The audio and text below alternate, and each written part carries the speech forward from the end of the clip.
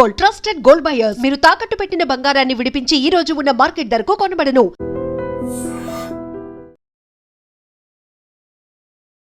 Welcome to I Dream. నేను దేశ్రీ. కాకినాడ జిల్లాలో చాలా దారుణం జరిగింది. భార్య, ఇద్దరు పిల్లలు దారుణ హత్యకు గురయ్యారు. అయితే చుట్టుపక్కల వాళ్ళు చెప్తున్నది ఏంటంటే భార్యాభర్తలు చాలా అన్యోన్యంగా ఉండేవాళ్ళు అని కొంతమంది అంటుంటే, కొంతమంది ఏమో భర్త మీద అనుమానం వ్యక్తం చేస్తూ ఉన్నారు. కొంతమంది పాస్టర్ ఇన్వాల్వ్మెంట్ కూడా ఉంది అని అంటున్నారు. సో ఏదేమైనప్పటికీ చిన్న పిల్లలు, ఆవిడ ముగ్గురు అలా దారుణ హత్యకి గురి కావడం అయితే చాలా బాధాకరం. ఇది ఇవాల్టి బర్నింగ్ ఇష్యూ. దీనిపైన మాట్లాడడానికి మనతో ఉన్నారు రజనీ రమ గారు, motivational speaker, public speaker and family counsellor. మాట్లాడదాం. హలో అండి, welcome to our studio. Thank you. ఇలాంటి దారుణమైన సంఘటనల గురించి మనం మాట్లాడుకోవడం నిజంగా కూడా చాలా బాధాకరం. ఏదేమైనప్పటికీ అసలు ఆ పిల్లల్ని చంపాలంటే అంటే ఇప్పటికీ అనుమానాలే, ఎవరు చంపింది మనకి కరెక్ట్ గా తెలియట్లేదు. భర్తను అనుమానిస్తూ ఉన్నారు and pastor involvement, illegal affair అని అంటున్నారు. కానీ ఆ పిల్లల్ని చంపడానికి ఎలా మనసు వచ్చిందండి? చంపినవాడు ఎవడైనా సరే. ఈ మొత్తం ఇష్యూని మీరు ఎట్లా చూస్తూ ఉన్నారు? చాలా దారుణం అండి ఇది. ఇప్పుడు అతను ఎవరైతే ఉన్నాడు వ్యక్తి, అంటే చనిపోయిన ఆమె భర్త, అతని పేరు ప్రసాద్. ఆ ప్రసాద్ చాలా ఇన్నోసెంట్ ఫెలో, చాలా మంచివాడని అందరూ చెప్తున్నారు. అతను జాబ్ చేసే వర్క్ ప్లేస్లో కూడా చెప్తున్నారు. బిఫోర్ డే మొత్తం 24 hours అతను షెడ్యూల్ మొత్తం చెప్పాడు. నేను ఈ టైంలో ఎక్కడున్నాను, ఈ టైంలో ఎక్కడున్నాను, ఈ టైంలో ఎక్కడున్నాను మొత్తం చెప్పాడు. మినిట్ చెప్పాడు. ఇంకా వినే ఈ రిపోర్టర్స్ కూడా ఆపమని చెప్పారనమాట. అంత కరెక్ట్గా మినిట్స్ చెప్తున్నాడు అతను. సినిమాలు లాగా నేను ఈ టైంకి అక్కడ ఉన్నానండి, నా వర్క్లో ఉన్నాను, క్యారేజ్ సప్లై చేస్తున్నాను, నా పై ఆఫీసర్ పిలిస్తే అక్కడికి వెళ్ళి వాళ్ళని అక్కడ డ్రాప్ చేశాను, ఇట్లా మొత్తం చెప్పుకుంటూ వచ్చాడు. అంటే త్రూ అవుట్ నైట్ అతను ఎక్కడెక్కడ ఉన్నాడు అనేది మొత్తం సాక్షిభూతంగా చెప్పాడు. వాళ్ళ వర్క్ ప్లేస్లో వాళ్ళ పై ఆఫీసర్ ఎవరైతే ఉంటారో వాళ్ళు కూడా ఎస్, మా దగ్గర ప్రతి చోట థంబ్ వేయడము, లేకపోతే ఏదో ఉంటుంది కదా వాళ్ళకి, అవన్నీ ఉన్నాయి, మా వర్క్ చేస్తూనే ఉన్నాడు అతను, మా దగ్గరే ఉన్నాడు, ఇతను కాదు అని చెప్పి చెప్తున్నారు. అతను భర్త కూడా నిర్ఘాంతపోయాడు. అతను కొంతమంది మంచి వ్యక్తులు ఉంటారు ఉదయశ్రీ గారు, ఏంటంటే మంచి వ్యక్తులు కనిపెట్టలేకపోతారు. ఇంట్లో జరుగుతున్న దారుణాలు, మోసాలు కనిపెట్టలేరు. అదే చెప్తారు, ఇంటి దొంగని ఈశ్వరుడు పట్టలేడు అంటారు కదా. ఇలాంటి మంచి వ్యక్తులు, భార్య అయినా సరే భర్త అయినా సరే, మోసం చేస్తూ ఉంటారు. అరే, ఇంత మంచి వ్యక్తి నా జీవిత భాగస్వామి, ఇన్ని సంవత్సరాల నుంచి మనం కాపురం చేస్తున్నాము, వీళ్ళకి మనం ద్రోహం చేయకూడదు, మోసం చేయకూడదు అనే జ్ఞానం ఉండటం లేదు. ఇప్పుడు భర్త అంత బిజీ షెడ్యూల్లో జాబ్ చేస్తున్నాడు, అతను నిమిషం ఖాళీ లేకుండా. అది ఎవరి కోసం చేస్తున్నాడు? అతను అందులో ఏం చెప్పాడు, రోజు ఏసీ పెట్టుకుని పడుకుంటారు, నేను వెళ్ళిన తర్వాత పిల్లలు, భార్య, ఈరోజు నేను వచ్చేటప్పటికి ఏసీ ఇంకా ఆన్లోనే ఉంది, ఇంతసేపు పడుకోరు. అంటే ఇతను అక్కడ ఎంత కష్టపడుతున్నాడు, రాత్రి అంతా నిద్ర లేక, పగల డ్యూటీ నైట్ డ్యూటీ రెండు చేస్తున్నాడు. మళ్ళీ డ్రైవింగ్ చేయాలి, అందరి దగ్గరికి వెళ్ళి అన్ని క్యారేజీలు ఇవ్వటము, వాళ్ళని డ్రాప్ చేయడం, వీళ్ళని పికప్ చేసుకోవటం, ఇంత కష్టపడుతున్నాడు నిద్రాహారాలు లేక. చెప్తున్నాడు, నాకు కూర బాక్స్ కూడా నేను అక్కడ మర్చిపోయి వెళ్ళిపోయాను, నా భార్య ఫోన్ చేసింది తీసుకెళ్ళమని, నేను వస్తే తీసుకుంటానులే అని అన్నాను. అంటే కూర కూడా తీసుకెళ్లకుండా హడావుడిగా వెళ్ళిపోయాడు. అంటే అతను ఎంత డెడికేటింగ్గా అతను జాబ్ చేస్తున్నాడు అనేది అర్థమవుతుంది. అతను అంత కష్టపడుతూ ఇంట్లో వీళ్ళకి ఏసీ, ఉంటున్న ఇల్లేమో సొంత ఇల్లు, చక్కగా రత్నాల్లాగా ఇద్దరు ఆడపిల్లలు, చిన్న చిన్న పిల్లలు. అసలు ఎంత నందనవనంలాగా ఉండాలి సంసారం, జీవితం అంటే. అలాంటి ఇల్లు, అలాంటి భర్త ఎవరికి దొరుకుతుందండి? అతను చేసేది ఏమో డ్రైవర్ ఉద్యోగం, ఇంకా ప్రాపర్టీస్ కూడా ఉన్నాయి, అదే పక్కకి 2 ఇల్లు కూడా ఉన్నాయి. చూసారా మరి? అది ఇండివిజువల్ హౌస్, అది చక్కగా ఎవరితో సంబంధం లేకుండా హాయిగా మన స్వేచ్ఛగా బ్రతకచ్చు. ఏసీ పెట్టాడు భార్య బిడ్డల కోసం, వాళ్ళ సుఖం కోసం అన్నీ అరేంజ్ చేశాడు. ఇతను మాత్రం తిరుగుతున్నాడు, ఎండనక వాననక రాత్రి పగలనక ఉద్యోగం చేస్తున్నాడు. అంత మంచి వ్యక్తిని తెలియకుండా ఎలా ద్రోహం చేసింది? అసలు ఎవరు గుర్తు తెలియని వ్యక్తులు ఎందుకు చంపుతారు అని అంటే, ఇతనితో పాటు కో డ్రైవర్ ఎవరో అతనుతో ఇల్లీగల్ వ్యవహారం ఇవిడికి ఉంది అని చెప్పి చెప్తున్నారు. ఫస్ట్ భర్తను అనుమానించారు, భర్త ప్లస్ అతను ఇద్దరు కలిపి చంపారని. కానీ ఎక్కడ ఎందుకు చంపుతాడు? అతను కారణం ఉండాలి కదా. భర్త అయితే ఎక్కడ మనకి ఆధారాలు లేవు. అతను రెండో అతను ఎవరైతే ఉన్నాడో ప్రసాద్ అన్న అతను, అతన్ని పట్టుకున్నారు. సారీ, ప్రసాద్ కాదు, అతని పేరు సురేష్. డేల్ సురేష బేల్ సురేష అంటున్నారు. అతన్ని పట్టుకున్నారు. ఎలా పట్టుకున్నారంటే వెనక గుమ్మంలో నుంచి ఆ తలుపు అసలు ఎప్పుడు తీరంట. అలాంటిది ఆ తలుపులో నుంచి ఎందుకు వెళ్ళాడు? భార్య తీసిందా రాత్రిపూట?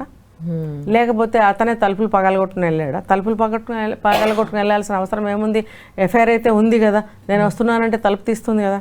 మేబీ తీసి ఉండొచ్చు. వెనక నుంచి వెళ్ళాడు, వెనక నుంచే తిరిగి వెళ్ళిపోయాడు కూడా. ఇంట్లోకి వెళ్ళడం మళ్ళీ వెనక నుంచి వెనక డోర్లో నుంచి. ముందు లాక్ చేసింది. ఎందుకు లాక్ చేసిందంటే తెలియదు మనకి. ఈయన ఏమైనా తెల్లవారుజామున ఇంటికి వెళ్తాడు కాబట్టి ఫ్రంట్ డోర్ లాక్ వేసుకున్నాడా? వాళ్ళ మధ్యన ఏవో అండర్స్టాండింగ్స్ ఉంటాయి, మనకు తెలియదు. వెనక నుంచి వెళ్ళాడు ఆ మనిషి. సీసీ కెమెరా ఉందట అక్కడ.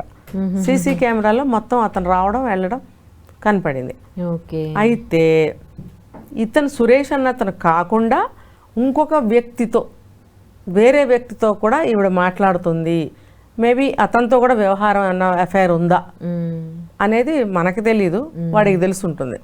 వాడు అనుమానంతో ఏం చేశాడంటే ఇలా ఈ అబ్బాయి భర్త లేని సమయంలో వచ్చి మరి ఏదో వాగ్వివాదం జరిగి ఉంటుంది, కొట్లాట ఏదో జరిగి ఉంటుంది, పిల్లలు తిరగబడ్డారో లేకపోతే ఈవిడ మీద కసితోటి నువ్వెందుకు సంతోషంగా ఉండాలి అని చెప్పి పిల్లల్ని కూడా చంపాడా బాధించటానికి అనేది మనకి ఇంకా తెలియదు. వాడిని కస్టడీలోకి తీసుకున్నారు. ఆమె దగ్గర ఉన్న 2 సెల్ ఫోన్లు, 2 గోల్డ్ రింగ్స్ మొత్తం తీసుకుని వెళ్ళిపోయాడు.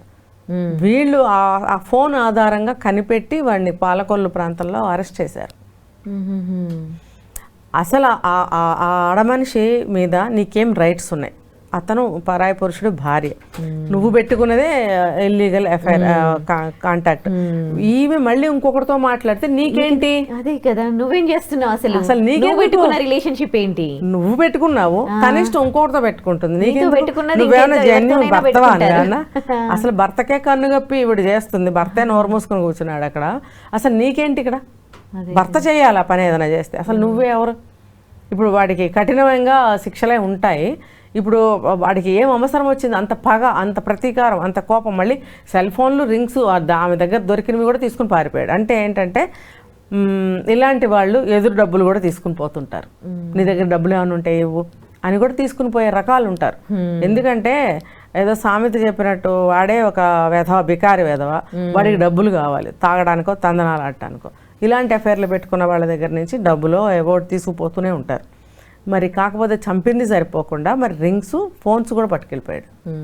అంటే వాడికి ఆశ కూడా ఉన్నట్టే కదా. అసలు వీళ్ళు దొరుకుతామన్న భయం ఉండదా అండి? అసలు తప్పించుకుంటామని ఎట్లా? అంత తెలివితేటలు చావు వాళ్ళకి, అంత తెలివితేటలు కూడా ఉండవు. ఎప్పుడో ఎక్కడో పట్టుబడతాం, మనకి ఎలా పట్టుబడతాంలే, ఏదో ఒక వెధవ తెలివితేటలు అనమాట. తెలివి తక్కువ తెలివితేటలు, తెలివి తక్కువ వెధవలు అనమాట. 2 నిమిషంలోనే పట్టుకుంటారు.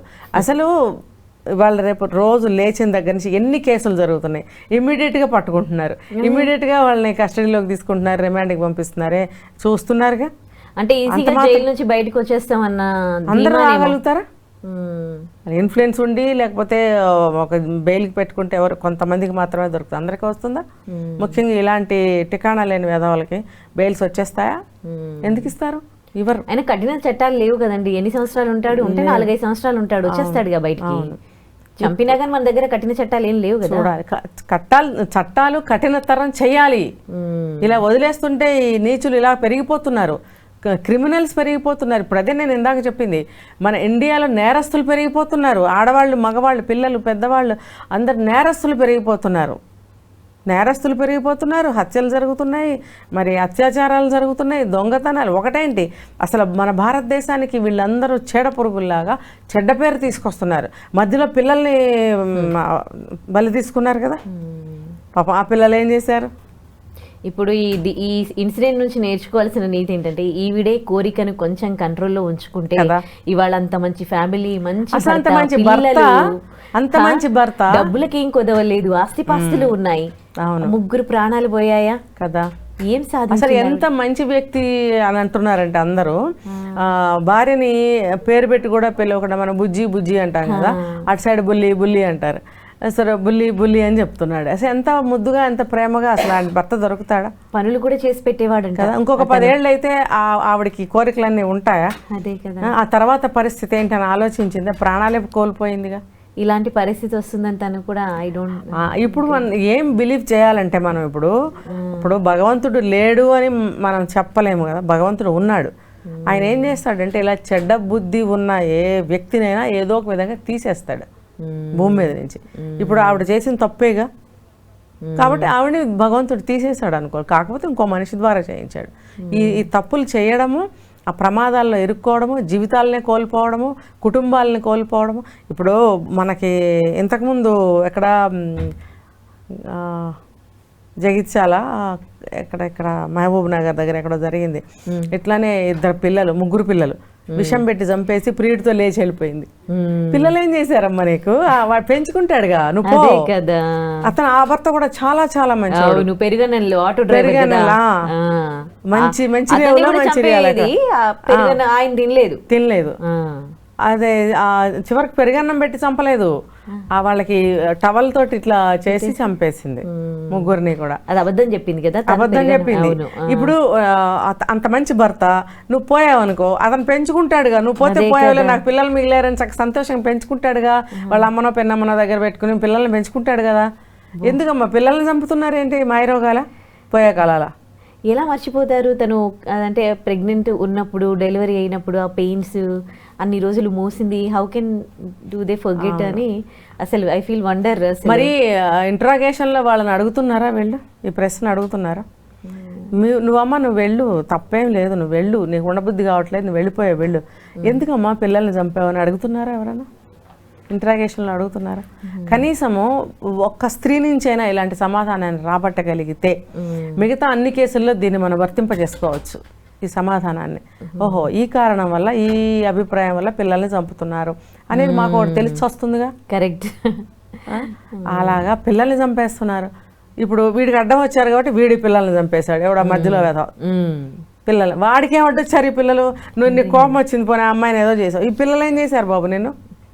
నీకేమైనా బరువు అవుతారా రేపు? నేను ఇంట్లోకి వచ్చి కూర్చుంటారా? నీకేమైనా సమస్య తీసుకొస్తారా? ఆ పిల్లల తండ్రి ఉన్నాడుగా అక్కడ, అది ఆలోచించట్లేదు. అప్పట్లో దొంగలు క్రిమినల్సే ఇట్లా చంపడాలు చేసేవాళ్ళు కదా, ఇప్పుడు సాధారణ మనుషులు కూడా చాలా ఈజీగా చంపిస్తున్నారు. అంత క్రూయల్ మెంటాలిటీ అసలు ఎట్లా వచ్చేస్తుంది చంపడం అనేది, అసలు చికెన్ మటన్ కోసేసినట్టుగా అయిపోయింది అసలు. నిజమే, దొంగలు వచ్చి దొంగతనం చేసి మనుషులు చంపేసేవారని కథల్లో అని వినేవాళ్ళం. మరి క్రిమినల్స్ అయితే వాళ్ళు అసలు మామూలు మనుషులే ఇలా చంపేస్తున్నారు. నాకు చాలా విచిత్రంగా ఆశ్చర్యంగా ఉంటుంది, భయం వేస్తుంది అనమాట. ఎందుకు ఇలా తయారవుతున్నారు? ఈ చట్టాలు పనికిమాలిన చట్టాలు, పనికిమాలిన రూల్స్ తీసుకురావటం వల్ల ప్రజల్లో తప్పుడు అవగాహనలు కలుగుతున్నాయి, తప్పుడు ఆలోచనలు కలుగుతున్నాయి, తప్పుడు పోకడలు పోతున్నారు అంతే. ఇప్పుడు చట్టం ఎందుకు చేశారనే బుద్ధి, జ్ఞానం, అవగాహన, విచక్షణ అస్సలు పెట్టట్లేదు అక్కడ. అది పెట్టి ఆలోచిస్తే ఇది ఎవరి కోసం పెట్టారు, ఎందుకు పెట్టారు అని అర్థమై చస్తుంది. అది ఏం ఆలోచించట్లేదు వాళ్ళు. ఆలోచించకుండా ఆహా అబ్బా భలే కిటికీలు తలుపులు తీసేశారు మేము వెళ్ళిపోవచ్చు అన్నట్టే ఉంది. ఏదేమైనా ఆడైనా మగ అయినా ఏదైనా తప్పు డెసిషన్ తీసుకునే ముందు దాని పర్యవసనాలు ఆలోచించాల్సిన అవసరం అయితే ఎంతైనా బాగా ఉంది. బాగా అంటే బాగా బాగా బాగా ముఖ్యంగా ఏంటంటే ఏ చిన్న పని కోసమైనా సరే ఉన్న ఊరు వదిలిపెట్టి వేరే దగ్గరికి వెళ్ళడం అనేది మెయిన్ పాయింట్. వాళ్ళ ఇంట్లో ఎవరు అడ్డు అదుపు ఉండట్లేదు మెయిన్. ఒకవేళ ఊళ్ళోనే ఉన్నా కలిసి అయితే ఎవరు ఉండట్లేదు. ఊళ్ళల్లో వాళ్ళు కూడా చిన్న చిన్న పనులు చేసుకునే వాళ్ళు కూడా కలిసి ఎవరు ఉండటం లేదు, సపరేట్ ఫ్యామిలీలే ఉంటున్నాయి. ఉంటున్నప్పుడు ఫుల్ ప్రైవసీ ఎక్కువైపోయింది. వీళ్ళు ఏం పనులు చేస్తున్నారో ఎవరికి తెలియటం లేదు. ఈవెన్ పక్కింటి వాళ్ళకి, ఇప్పుడు ఊళ్ళల్లో వాళ్ళకి అన్ని పట్టించుకుంటారు, అన్ని చూస్తారు, అన్ని తెలుస్తాయి. ఊళ్ళల్లో కూడా దిక్కులేదు, పక్కింటి వాళ్ళకి కూడా ఏమీ తెలియట్లేదు. తెలిసిన వాళ్ళు కూడా నోరు మూసుకోండి, మనకెందుకు భయం వేస్తుంది వాళ్ళకి కూడా. ఇప్పుడు మారుమూల ప్రాంతాలకు కూడా విషం పాకినట్టు ఈ సంస్కృతి పాకిపోయింది.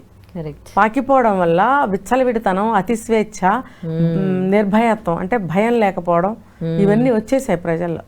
కాస్త కోస్త అందరూ సంపాదించుకుంటున్నారు, ఆడవాళ్ళు మగవాళ్ళు, చేతిలో 4 డబ్బులు ఉంటున్నాయి. విచ్చలవిడి విచ్చలవిడి విచ్చలవిడి.